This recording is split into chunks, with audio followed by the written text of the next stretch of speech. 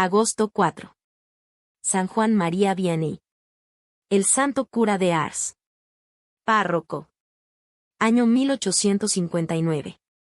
Uno de los santos más populares en los últimos tiempos ha sido San Juan Vianney, llamado el santo cura de Ars.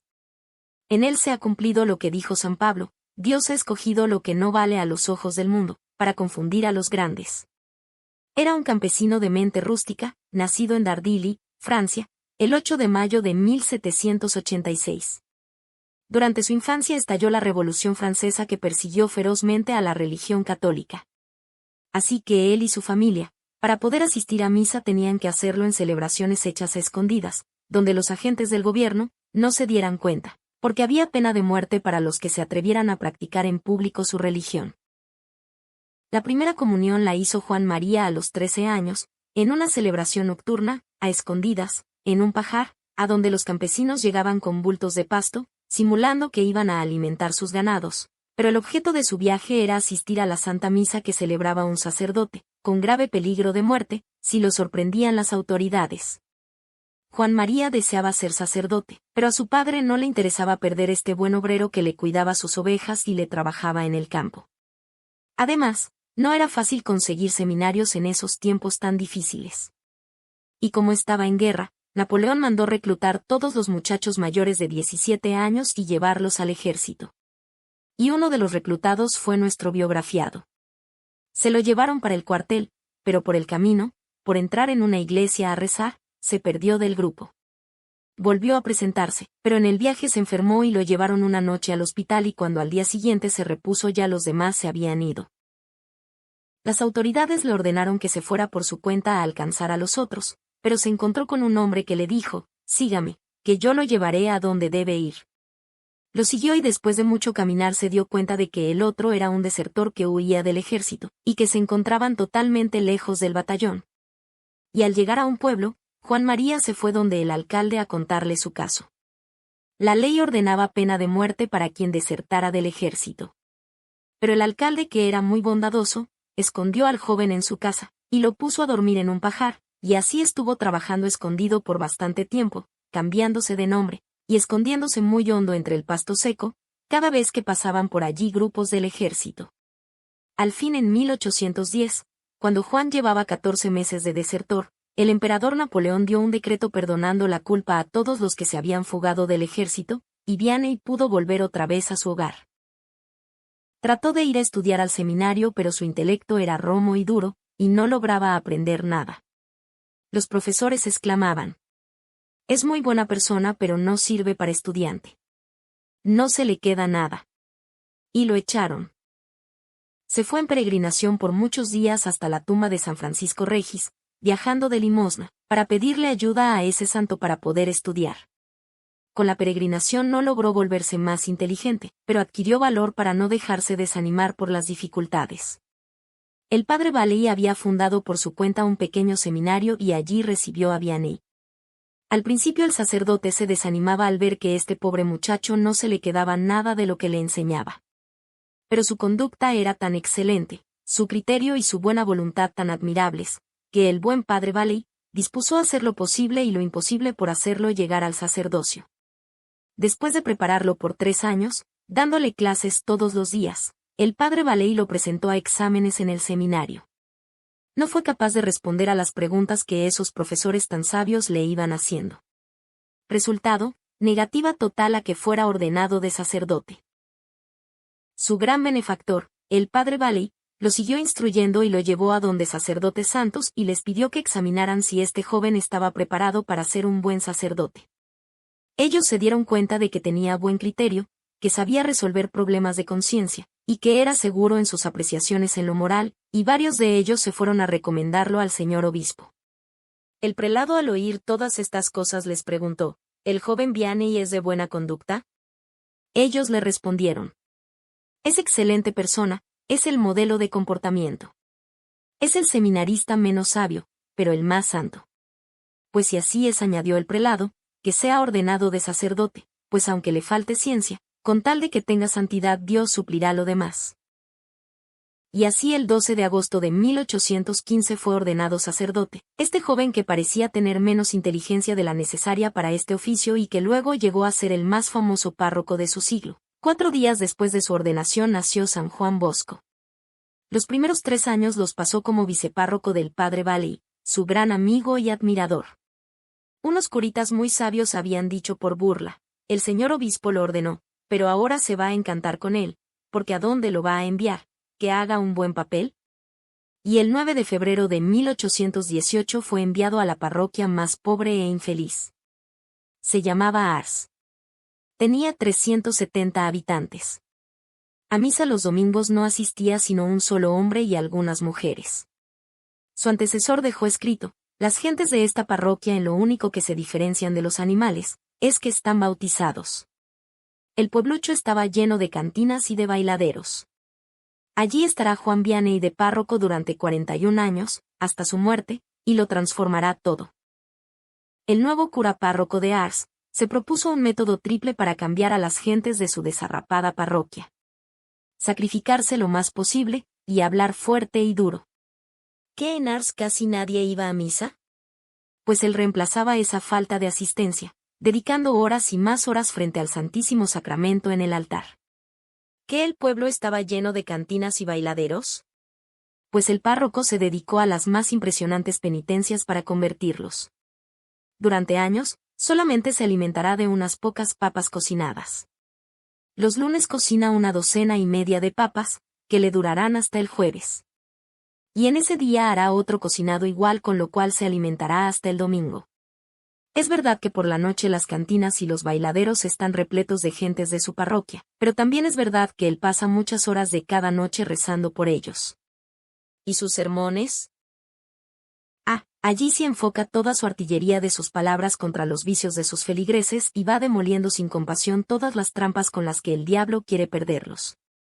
Cuando el padre Vianney empieza a hacerse famoso y muchas gentes se dedican a criticarlo, el señor obispo envía a un visitador a que oiga sus sermones, y le diga qué cualidades y defectos tiene este predicador. El enviado vuelve trayendo noticias buenas y malas. El prelado pregunta: ¿tienen algún defecto los sermones del padre Vianney? Sí, monseñor, tiene 3 defectos. Primero, son muy largos. Segundo, son muy duros y fuertes. Tercero, siempre habla de los mismos temas: los pecados, los vicios, la muerte, el juicio, el infierno y el cielo. ¿Y tienen también algunas cualidades esos sermones? Pregunta monseñor. Sí, tienen una cualidad, y es que los oyentes se conmueven, se convierten y empiezan una vida más santa de la que estaban llevando antes. El señor obispo, satisfecho y sonriente, exclamó: por esa última cualidad se le pueden perdonar al párroco de Ars los otros 3 defectos. Claro está que el padrecito hablaba también mucho de Jesucristo y de la Santísima Virgen. Los primeros años de su sacerdocio, duraba 3 o más horas leyendo y estudiando, para preparar su sermón del domingo. Luego lo escribía. Durante 3 o más horas se paseaba por el campo recitándole su sermón a los árboles y al ganado, para tratar de aprenderlo. Después se arrodillaba por horas y horas frente al Santísimo Sacramento en el altar, encomendando al Señor lo que iba a decir al pueblo. Y sucedió muchas veces que al empezar a predicar se le olvidó todo lo que había preparado, pero lo que le decía al pueblo causaba impresionantes conversiones. Es que se había preparado bien antes de predicar. Sus luchas contra el diablo. Pocos santos han tenido que entablar luchas tan tremendas contra el demonio como San Juan Vianney. El diablo no podía ocultar su canalla rabia al ver cuántas almas le quitaba este curita tan sencillo. Y lo atacaba sin compasión. Lo derribaba de la cama. Y hasta trató de prenderle fuego a su habitación. Lo despertaba con ruidos espantosos. Una vez le gritó: faldinegro odiado, agradézcale a esa que llaman Virgen María, o si no ya me lo habría llevado al abismo. Un día en una misión en un pueblo, varios sacerdotes jóvenes dijeron que eso de las apariciones del demonio eran puros cuentos del padre Vianney. El párroco los invitó a que fueran a dormir en el dormitorio donde iba a pasar la noche el famoso padrecito. Y cuando empezaron los tremendos ruidos y los espantos diabólicos, salieron todos huyendo en pijama hacia el patio y no se atrevieron a volver a entrar en el dormitorio ni a volver a burlarse del santo curita de Ars. Pero él lo tomaba todo en calma y con humor y decía: con el Patas hemos tenido ya tantos encuentros que ahora parecemos dos compinches. Pero no dejaba de quitarle almas y más almas al maldito Satanás. Su labor heroica, confesar. Cuando concedieron el permiso para que lo ordenaran sacerdote, escribieron, que sea sacerdote, pero que no lo pongan a confesar, porque no tiene ciencia sobre ese oficio. Pues bien, ese fue su oficio durante toda la vida y lo hizo mejor que los que sí tenían mucha ciencia e inteligencia. Porque en esto lo que valen son las iluminaciones del Espíritu Santo, y no nuestra vana ciencia que nos infla y nos llena de tonto orgullo. Tenía que pasar 12 horas diarias en el confesionario durante el invierno y 16 durante el verano. Para confesarse con él tenía que apartar turno con 3 días de anticipación. Y en el confesionario conseguía conversiones impresionantes.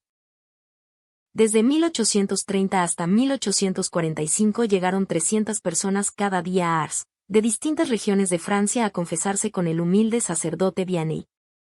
El último año de su vida los peregrinos que llegaron a Ars fueron 100.000.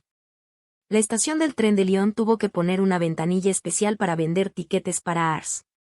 Se vendía tiquete de ida y de vuelta, con plazo de 4 días para regresar, porque antes de 3 días los penitentes no conseguían turno para confesarse. Junto a la casa cural había varios hoteles donde se hospedaban los que iban a confesarse. A las 12 de la noche se levantaba el santo sacerdote. Luego hacía sonar las campanas de la torre, abría la iglesia y empezaba a confesar. A esa hora la fila de penitentes era más de 1 cuadra de larga. Confesaba hombres hasta las 6 de la mañana. Poco después de las 6 empezaba a rezar los salmos de su devocionario, y a prepararse para la Santa Misa. A las 7 celebraba el Santo Sacrificio. En los últimos años el señor obispo logró que a las 8 de la mañana se tomara una taza de leche. De 8 a 11 confesaba a las mujeres. A las 11 daba una clase de catecismo para todas las personas que estuvieran allí en el templo. Eran palabras muy sencillas que hacían inmenso bien a los oyentes. A las 12 iba a tomarse un ligerísimo almuerzo, unas papas cocinadas. Se bañaba, se afeitaba, y se iba a visitar un instituto para jóvenes pobres que él costeaba con la limosna que las gentes le traían. Por las calles la gente lo rodeaba con gran veneración y le hacían consultas. De 1:30 hasta las 6 seguía confesando. Sus consejos en la confesión eran muy breves. Por ejemplo, a un señor obispo lo único que le dijo fue, amen mucho a sus sacerdotes. Pero a muchos les leía los pecados en su pensamiento y les decía los pecados que les habían quedado sin decir. Era fuerte en combatir la borrachera y otros vicios.